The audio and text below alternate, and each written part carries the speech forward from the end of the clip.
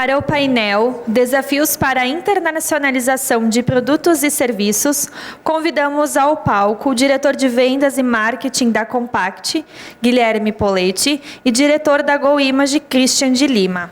Bom dia a todos.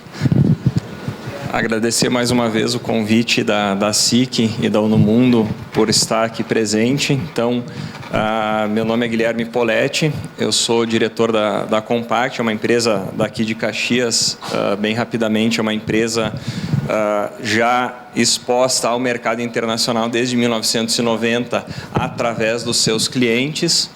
Basicamente, a empresa atua em com duas linhas de produtos no setor automotivo, então, com produtos para o aquecimento e refrigeração de alimentos a bordo de veículos. Então, aqui em Caxias, a Marco Polo, nosso grande cliente, e nos expôs primeiramente ao mercado internacional.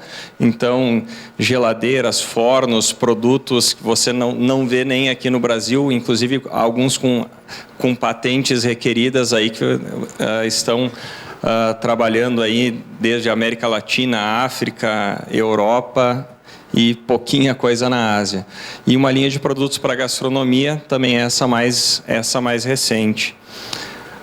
O objetivo, então, da minha conversa hoje com vocês é mostrar, com base na minha experiência trabalhando em multinacionais e numa pequena, média empresa, o que nós fizemos para nos preparar para trabalhar nesse mercado internacional. Eu complemento um pouco das informações que foram apresentadas no primeiro painel, mostrando os dados do... Deixa eu só... essa salada de frutas aqui, o que ela quer dizer? Como nós ainda não estamos presentes no mercado, aqueles 4% que foi comentado de participação do Brasil no PIB mundial, eu também faço uma outra análise. Dentro do PIB do Brasil, somente 13% nós efetivamente exportamos.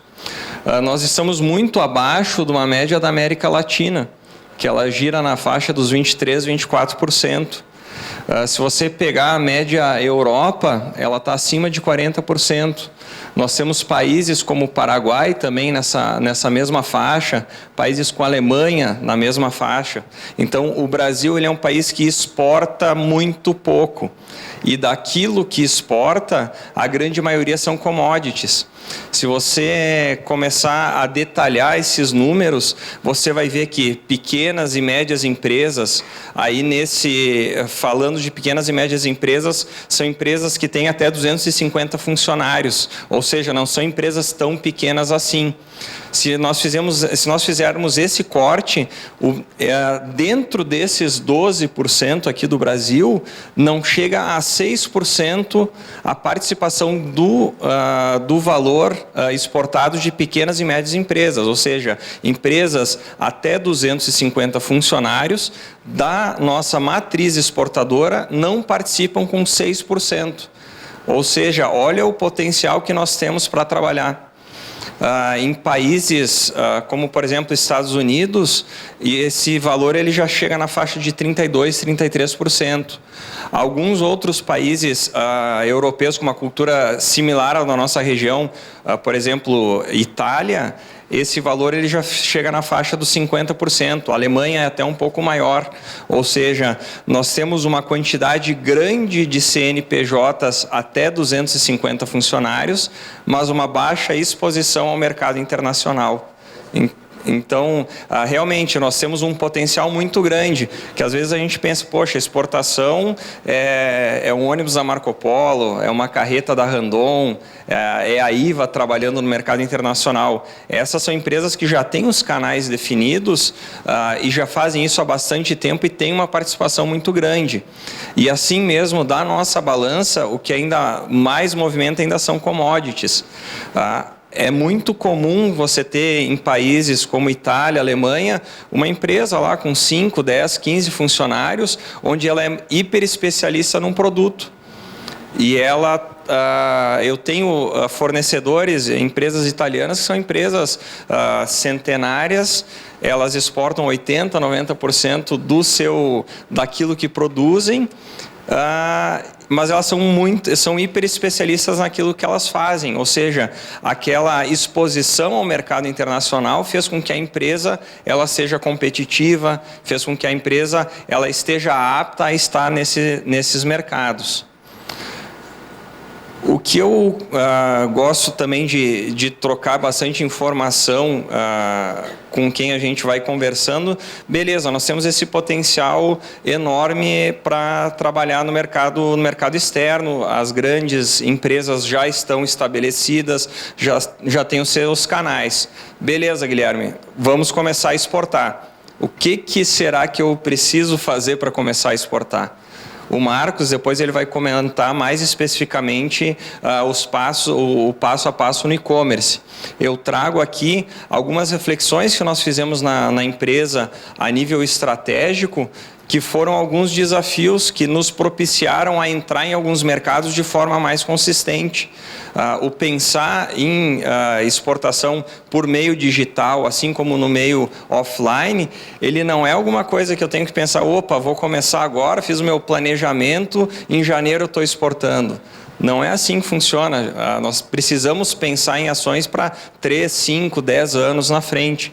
Então, será que eu estou preparado? Será que a diretoria da empresa realmente ela quer exportar ou está na moda? Poxa, eu fui lá no seminário na SIC, amanhã estamos exportando. Não é bem assim. Será que realmente o meu produto ele tem uma vantagem competitiva para eu estar nesse mercado? Eu tenho capacidade para isso, eu vou precisar investir para estar nesses outros mercados, e vejam bem que nós não estamos nem falando em tamanho de mercado ainda, é puramente organização da empresa. E muitas entram na moda, beleza, eu tenho um produto excelente e vou para o mercado, mas eu não estou preparado. Para tamanho do mercado, Euromonitor tem muitas informações.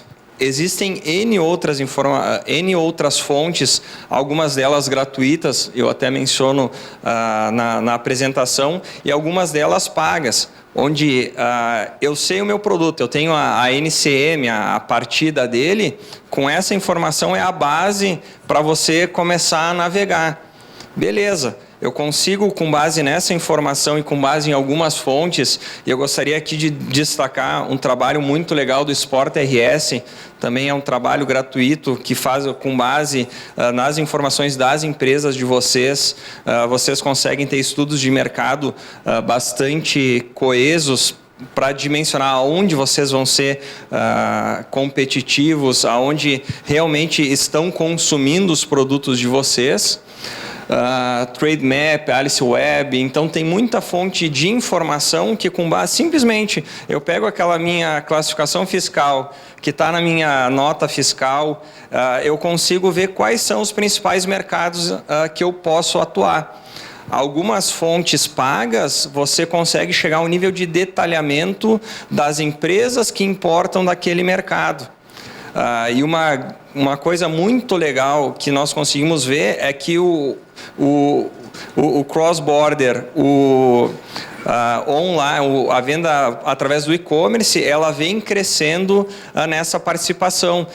Então, aquela cadeia tradicional de você enviar somente para um distribuidor, de você somente atacar uma, duas empresas num país, isso ele vem se diluindo com o passar de uma forma muito rápida nos últimos anos. Uma outra coisa bastante interessante que nós precisamos ver é quais são os riscos de cada mercado. Já aconteceu, eu posso citar exemplos da nossa empresa na questão de conversibilidade da moeda. Beleza, eu consigo, em alguns países aqui da América Latina, fazer a conversão direto do real aqui para o peso na Argentina. Mas, de forma geral, você trabalha com um país, você precisa de uma moeda forte. Dólar, euro, libra. E já aconteceu de nós fazermos todo esse trabalho legal, mapeamos um país lá na África, show de bola, fechamos o pedido, o cliente disse, olha, mandei, só não veio o SWIFT ainda. O país dele não tinha dólar para converter, para nos pagar. Então, às vezes você faz todo esse trabalho e por um simples risco de conversibilidade da moeda que você não avaliou na parte estratégica, todo o seu trabalho ele cai por terra. Então, é bastante interessante você transportar aquele seu trabalho do planejamento estratégico que você faz para o Brasil, mercado a mercado. Eu gosto muito de utilizar a matriz McKinsey, matriz GE e as forças de Porter para tentar quantificar isso. Eu sou muito visual, eu preciso de números para tomar decisão. Apesar de não ser engenheiro, está no meu DNA. Então, tentar pegar essas macro tendências e transformar em números é algo que facilita até para você priorizar depois. Beleza, eu tenho na América Latina vários países, na África, Estados Unidos, mas como é que eu consigo ponderar isso? Como é que eu consigo ponderar o estilo de vida, a similaridade cultural? Isso você fazendo e você colocando em números país a país, facilita a tomada de decisão. Alguns países também, questão de propriedade intelectual, às vezes eu tenho um produto que ele é muito fácil de ser copiado, e o país ele não tem uma legislação que te permita isso, é difícil de você fazer um esforço comercial muito grande. Muitas empresas europeias, muito dinheiro de fora não vem ainda para o Brasil em função disso aqui, e nós da mesma forma. Será que para algum país, a Venezuela, por exemplo, será que eu vou ter a segurança que meu produto não vai ser copiado, meu serviço não vai ser copiado? No nosso caso, nós juntamos todas essas informações e por segmento nós acabamos escolhendo no mercado automotivo Argentina, Peru e Colômbia. A Argentina fazendo análise esse ano já não seria um mercado alvo em função de algumas restrições de pagamento. Então vejam como isso também ele altera de ano a ano, mesmo você tendo um planejamento de médio e longo prazo. Você não consegue manter em alguns países uma certa estabilidade, mas o trabalho ele tem que ser contínuo. Você não pode entrar no mercado um ano e sair no ano seguinte. Não é porque a cotação ela saiu de 4,20 e foi para 13,70 do dólar que você vai tirar o pé no mercado. Então você considera isso, mas mesmo assim trabalho com objetivos mensuráveis por mercado e por linha de atuação. Então, com base nessas informações, nós chegamos aqui no mercado de gastronomia como os principais mercados, Paraguai e Bolívia. Se você me pedisse num primeiro momento, sem fazer uma análise quais seriam os principais mercados na própria América Latina, com certeza não mencionaria nem Paraguai nem Bolívia, por falta de informação. Então, a informação e a análise da informação frente às capacidades da sua empresa, ela é muito relevante. Nós fizemos todo esse trabalho e começamos o passo seguinte. Como é que agora, beleza, eu fiz o tema de casa, eu tenho capacidade, selecionei os mercados, mas será que o produto que eu tenho aqui realmente é o produto ali para a Argentina? Uma vez, no passado, você tinha a ideia de produtos globais e comunicação local. E hoje, cada vez mais, você trabalha em nichos de mercado, que é onde uma pequena, uma média empresa, ela consegue ser competitiva. E se você consegue adaptar um produto para uma necessidade local, e essa adaptação não necessariamente é algo caro, às vezes é uma característica, uma cor, é um formato que para você é barato, mas para o mercado é algo relevante, você consegue ter uma participação bastante interessante. Na escolha, depois de adequado o mix de marketing, é bastante interessante que às vezes você olha para o mercado e você vê da seguinte forma: será que realmente é no maior mercado que eu vou trabalhar? ou daqui a pouco é um mercado pequeno que não é assistido ainda, eu posso ter um potencial de vendas grande. Naqueles 5, 6% de participação nossa de pequenas, médias empresas no PIB, se eu pensar, por exemplo, aqui em Caxias, 1.000 empresas com $1 milhão por ano a mais no seu faturamento. Olha que diferença para a economia da cidade que isso faria. Então, não são necessariamente os grandes números, os grandes mercados onde você vai penetrar, mais. Como nós não estamos expostos a tantos mercados, por exemplo, na África, na América Latina, e são mercados que valorizam o produto made in Brazil, você chega lá fora, às vezes uma empresa pequena, média no Brasil, você tem uma dificuldade de repente para entrar no mercado de São Paulo com uma grande empresa que já tem toda uma rede de distribuição. Ali fora, o cliente ele não vê isso, ele vai ver o pacote de serviço que você entrega, ele vai ver a agilidade que você entrega o seu produto para aquele mercado, todos os serviços de pós-vendas que você presta. Então, a escolha da forma com que você vai exportar é muito importante. Não necessariamente você vai ter uma forma de exportação para somente um mercado. Não necessariamente você... de repente, a forma mais fácil de eu começar a trabalhar é através de uma comercial exportadora. É uma forma interessante da sua marca estar naquele mercado, mas você passa a não ter tanto conhecimento do mercado para tomar outras decisões, para vender mais. Atuar de forma direta talvez seja a melhor forma para você conhecer o mercado, só que ela é uma forma cara.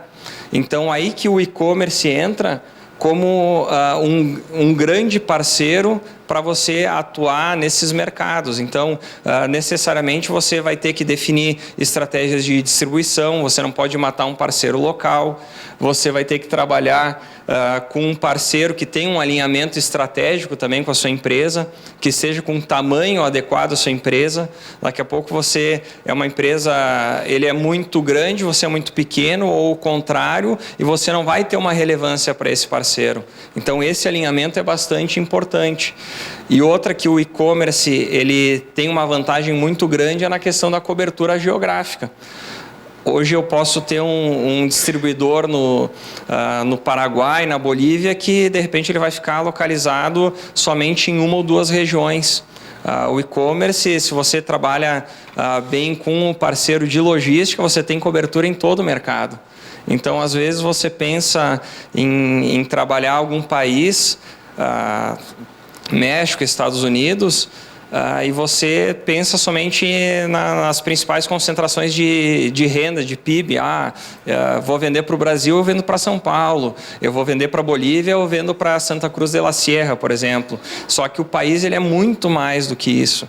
E com um distribuidor físico local, você fica geralmente limitado a somente a uma área de cobertura geográfica não muito grande. Experiência com produtos similares, concorrentes também é interessante. A gente vê concorrentes não só brasileiros, mas concorrentes locais, o que eles podem, o que eles já fazem, o que eles acertaram, o que eles erraram, como que o cliente final ele compra, que isso já foi mostrado antes, né? Às vezes o cliente final ele tem a disponibilidade do mobile, ele tem a disponibilidade daqui a pouco de um tablet ou através de um note mesmo. No caso do B2B, a decisão de compra ele não vai tomar no mobile em casa, vendo a novela de cueca, mas de repente ele vai tomar a decisão no note dele, na empresa dele, com base em informações técnicas. É entender esse fluxo até o cliente final, se é B2B, se é B2C, é muito importante. É como que é tomada a decisão de compra. Se você não entender bem esse fluxo de acordo com o seu mercado, você simplesmente não pode se decepcionar, você não vai vender. E o nosso perfil, o perfil da nossa empresa é de venda para outras empresas. Nós começamos a atuar com cliente final com alguns marketplaces, com alguns outros parceiros e tivemos um resultado bastante interessante. Porém, numa venda técnica, de repente você tem que melhorar o fluxo de informação, escolher um parceiro certo que te permita, que permita ao teu cliente final tomar a decisão de compra. Feito isso, feito esse grande esforço, a gente começa a pensar, será que o relacionamento ele é importante? Nós fizemos toda aquela, desde a prospecção até o cliente final, colocar no nosso baldinho aí o dinheiro. Nós despendemos bastante recurso, mas do que adianta a gente fazer todo esse esforço aqui e ter aqueles furinhos aí, né? É uma reclamação, é um pós-venda, é uma garantia, é alguma coisa que você esqueceu lá no início do planejamento. Então, não adianta a gente ficar enchendo o balde e cada dia a gente está lá fazendo um furinho diferente. Isso aí é dinheiro que vai para o ralo e às vezes acaba inviabilizando uma operação. Como lição, assim, que é coisas que nós vamos aprendendo na prática, a primeira venda é somente o início do processo. Começa a ficar legal o comércio internacional quando você tem programação de compra, quando você começa a aumentar volumes, a fazer venda cruzada, ampliar o seu portfólio com o cliente. Aí que começa a ficar legal. O foco ele tem que ser na retenção do cliente. Aí tem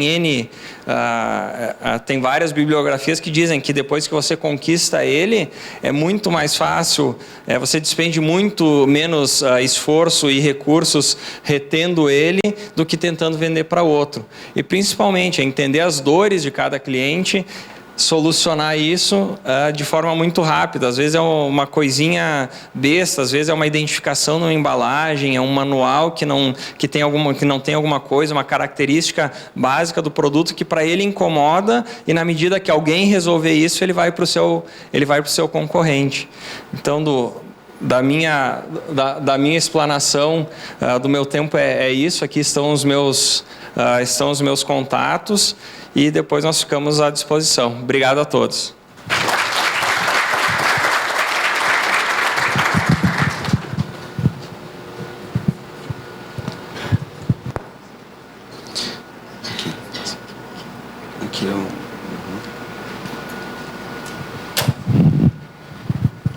Bom dia a todos, tudo bem?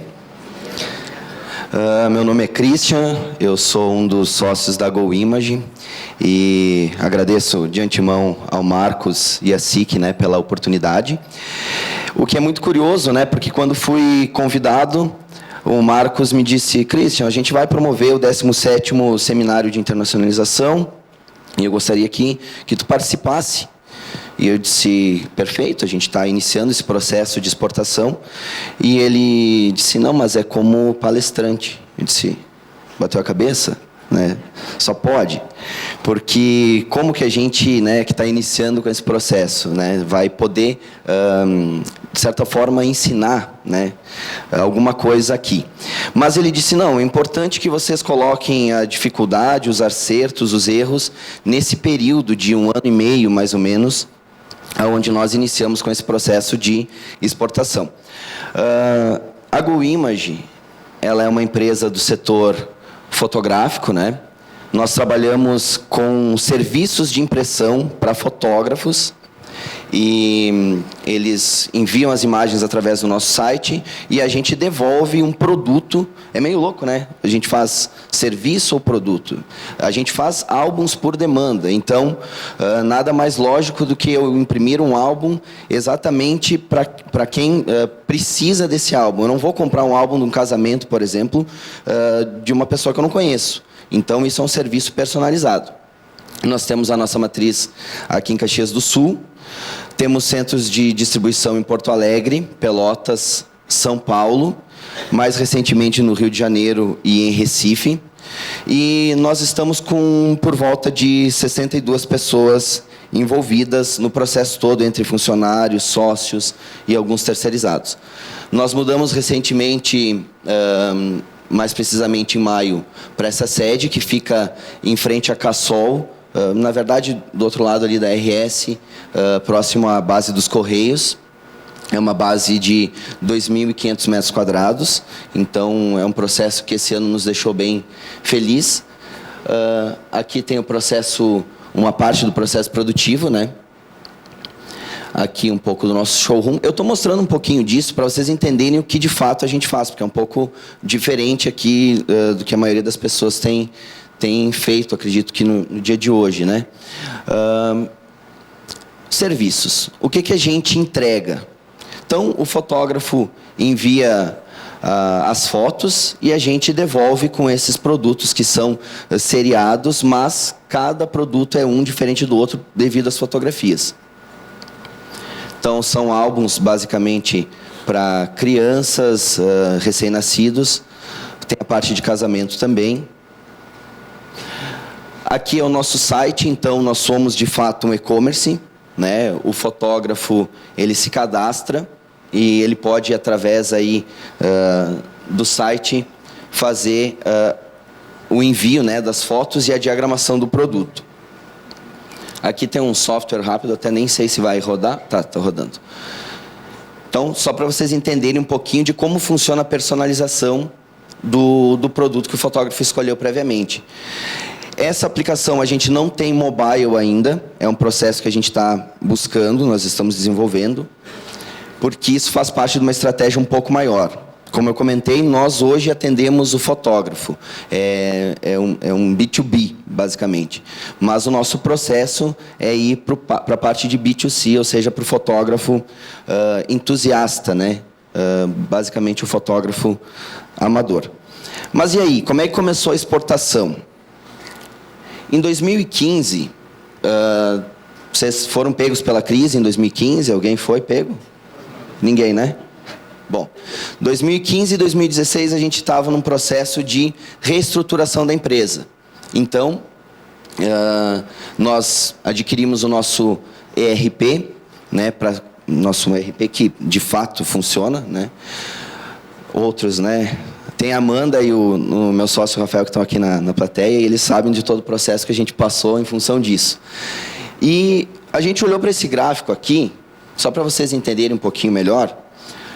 Cada bolinha dessa é um pedido ou mais. E conforme os pedidos vão aumentando, a bolinha vai crescendo. Claro, a nossa base em Caxias, em Porto Alegre e Pelotas tem uma concentração maior de pedidos. Apesar de ser na web, querendo ou não, o fator local acaba influenciando também por uma questão de relacionamento. E isso faz com que os clientes entrem no nosso site para fazer os pedidos. Não bastasse isso, nós tivemos uma cisão. Um dos sócios saiu da empresa e uma questão um pouco conturbada, e nós falamos, olha, nós precisamos expandir.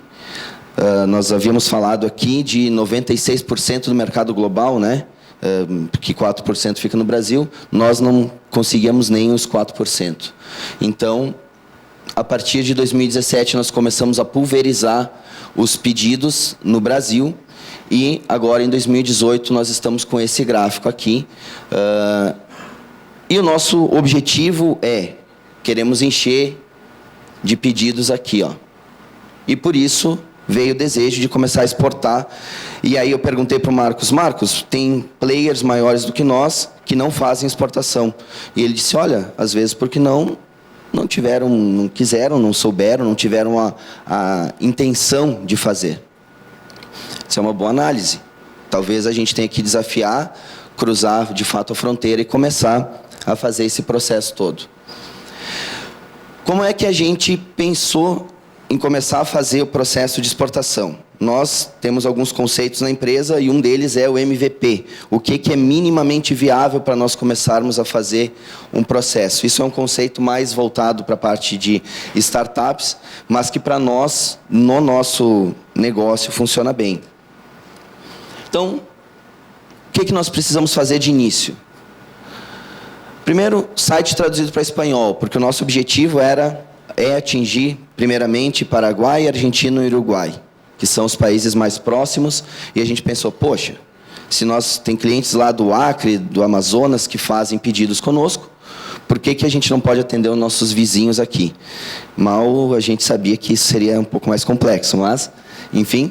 Site traduzido para espanhol, uma integração com uma gateway de pagamento, que nós optamos pelo PayPal, né, por $100, e a gente julgou que seria mais fácil, depois vão ter as dificuldades, isso vai entrar de novo.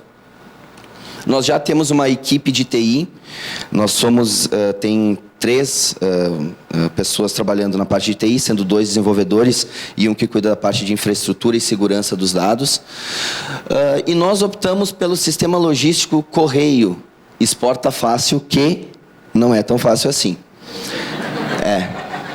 Então, a gente sofre um pouco com isso, porque a gente, teoricamente, é tudo maravilhoso, né? Tem as documentações que são fáceis, mas tu vai ligar para lá, as pessoas não sabem, às vezes, elas não sabem do que você está falando. Tá, mas como eu quero exportar? Então, não sei se eu já vi algumas pessoas balançando a cabeça aqui. É verdade, a gente teve alguns problemas. E o principal é o parceiro de desenvolvimento. E aqui volto a destacar, não é puxar saquismo, viu, Marcos? Mas volto a destacar o Marcos, que nos ajudou, foi o cara que começou a desmistificar o processo todo.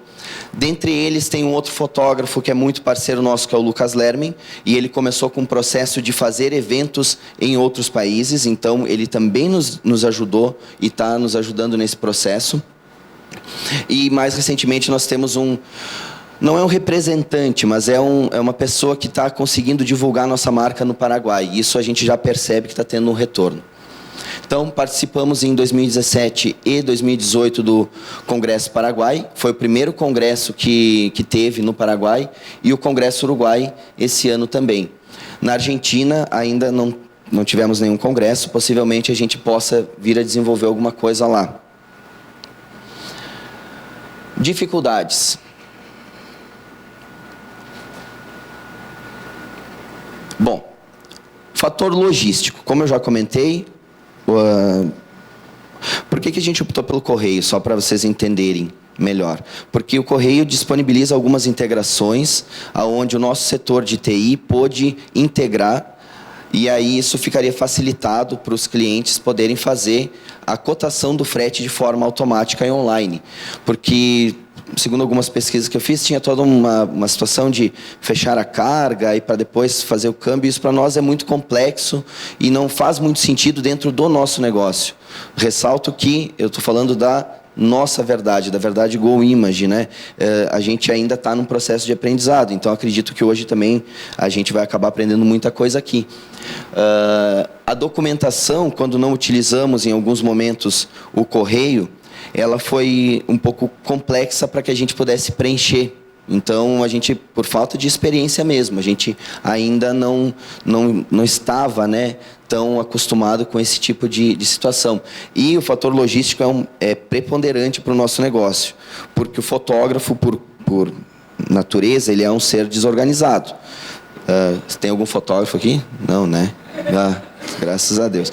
Bom, enfim... Ele faz o casamento, ele demora 60 dias para editar o casamento, e aí ele liga para a nossa fábrica e diz: Christian, preciso para a semana seguinte. E aí você está vendendo para o Paraguai e diz: não, tudo bem, o Correio disse que nos entrega em 5 dias. Não, né? Não funciona. Então, a gente optou pelo Correio por conta disso, né? E com relação a outros sistemas de transporte que são mais eficazes, a gente teve dificuldade na documentação. Com relação ao PayPal, o PayPal, já aprendi bastante nessas 2 primeiras palestras, tanto do Alex quanto do nosso amigo aqui, com relação à questão do pagamento, né? Para vocês terem uma ideia, no Paraguai, quando a gente fala em cartão de crédito, ninguém faz ideia do que é cartão de crédito. Então, como é que a gente vai ter um e-commerce aonde depende exclusivamente de um pagamento online e as pessoas não usam cartão de crédito? Então, nós estamos estudando a possibilidade de integrar a nossa plataforma com a iBanks, que é um processo onde, pelo que nós pesquisamos até agora, ela tem um sistema que pode se moldar à cultura de cada país para a questão do pagamento. Lá eles têm um sistema tipo um boleto bancário nosso, que a Ibanks tem desenvolvido. Ainda não tenho certeza nessa informação, mas a gente está buscando. A cultura e a língua. Daí fomos eu e meu irmão para lá. Não, Rafa, espanhol, cara, a gente fala tudo. A gente não sabe falar, né? Mas não, vamos ver o que vai dar lá. E aí, a gente acha que sabe. Então, a gente teve dificuldade porque, apesar de ser um sistema eletrônico, onde a pessoa pode se autoatender, numa feira você precisa demonstrar. Não tem como eu falar de um papel fotográfico só online, né? Então, essa questão da língua também nos prejudicou um pouquinho. A questão cultural, que foi o que eu comentei da questão do dinheiro, né? Das pessoas pagarem em dinheiro. Muitas delas levam o pendrive com as imagens na loja física lá no Paraguai, né? E no Uruguai também. E a gente está, né? Eu estava pensando nessa questão online, então, como a gente poderia fazer. Questão cultural, no estudo, foi uma deficiência nossa e nós, enfim, tivemos essa... E a questão de confiança. A gente percebeu que, apesar de ser um produto para eles de fora, fica um pouco daquela sensação, poxa, mas o que esses brasileiros estão fazendo aqui no primeiro congresso, sabe? Ficou um pouco dessa sensação e nos bastidores a gente ouviu isso. Então, a gente está num processo de relação ainda de construção de confiança. Tabela de preços, isso também, lembram do MVP? A gente entende que cada país devesse ter uma tabela de preços, né? Baseado na economia que esse país está tendo, né? Nas dificuldades ou numa economia mais forte, né? Mas, como a gente precisava entender se existia demanda, nós fizemos uma tabela de preço única, onde o Paraguai entra no nosso site, tem a tabela de preço, o argentino entra, tem a mesma tabela. Então, isso também é um fator que a gente precisa corrigir, baseado, como eu comentei, na economia de cada país. E o foco. Não sei se vocês repararam, mas no primeiro ano nós investimos também numa feira, na feira do Paraguai, que foi o primeiro ano dessa feira. Mas, como as coisas não aconteceram de forma rápida, porque a gente estava acostumado com os pedidos que entravam a nível nacional. Ou seja, a gente estava nesse processo de expansão nacional e a gente ia para uma feira e começavam a vir clientes. E a gente disse, não, no Paraguai, no Uruguai, vai ser a mesma coisa. Mas não foi. Então, nós fomos, mostramos a cara no primeiro ano e 2 ou 3 pedidos entraram a partir dali. E a gente ficou um pouco desmotivado e perdemos um pouco o foco. Iniciando esse ano, nós retomamos esse processo, entendendo que é um processo que, inclusive, é importante para o marketing no Brasil. As pessoas, os fotógrafos brasileiros que entram e sabem que existem fotógrafos na Argentina, no Uruguai e no Paraguai comprando da gente, eles se sentem confiantes porque, poxa, se eles conseguem exportar, sinal que o meu produto vai chegar aqui no Brasil de forma bem interessante. Então, o foco também para nós é uma coisa que foi uma dificuldade e agora nós estamos fazendo certinho. Números. Bom, disso tudo, contando com as feiras e tudo, no Paraguai nós tivemos na média aí de 250 contatos coletados. No Uruguai aí por volta de 70, 80 e na Argentina 15. Vocês vão ver como isso é bem, tem uma questão cultural e também, baseado até no que o Alex falou, talvez por a Argentina estar um pouco mais desenvolvida na compra online, isso muda um pouco. Vocês vejam que a gente pegou poucos contatos de argentinos, mas vários deles se tornaram, de fato, clientes. No Uruguai, teve um número bem maior, e no Paraguai, quase nada. Então, a questão da parte cultural, de novo, volta a ser um fator que influencia, e também eles não têm um mecanismo assim, de compra online muito desenvolvido. E isso também se explica o porquê não tem muitos cartões de crédito lá. E os números desse ano, né, lembrando que as feiras agora foram em maio uma e junho outra, não lembro direito. Então, a gente teve aí por volta, somando os 3 países, por volta de 20 mil reais. Eu sei que isso não é um número tão expressivo. Nós que na GoImage nós somos um pouco ansiosos, a gente quer que as coisas virem rápido, mas entendendo também que o processo ele leva um tempo, até como os outros colegas falaram, a gente está satisfeito com o número, entendendo que tem que fazer, que nós temos que tomar mais ações para que isso gire um número um pouco mais expressivo. E aqui estão algumas ações que a gente vai tomar a partir de agora.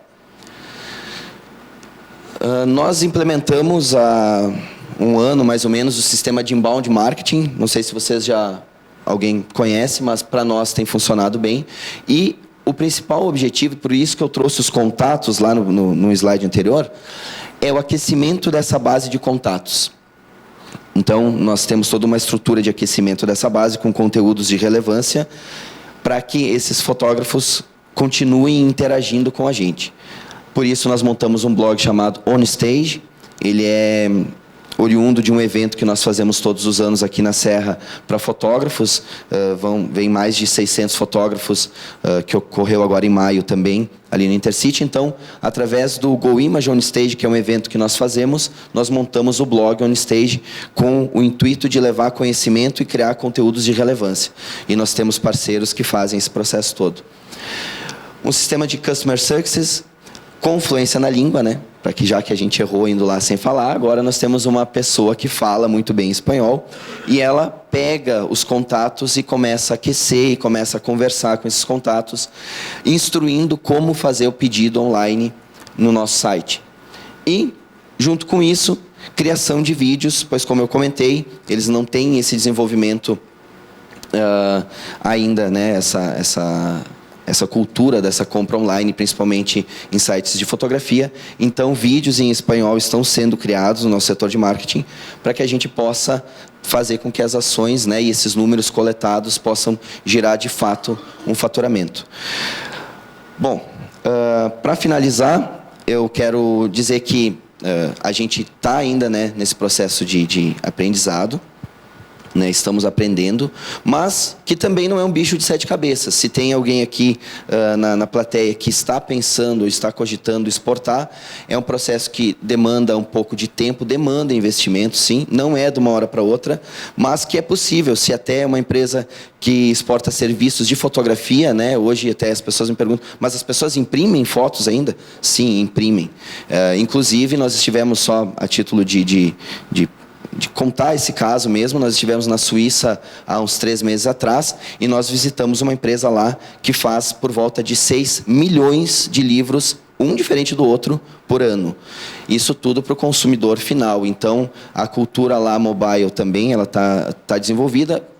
Bem como o Alex falou, é muito mais ainda, se dá muito mais ainda pela questão do navegador, do computador mesmo, mas existe essa cultura fotográfica criada. E por isso que o processo de exportação faz parte de um planejamento maior, que é realmente atingir o público final com as nossas fotografias e poder eternizar esses momentos que todo mundo faz. A princípio era isso, né? Agradeço. Aqui estão os contatos da GoImage também, nos visitem, né? E mais uma vez obrigado.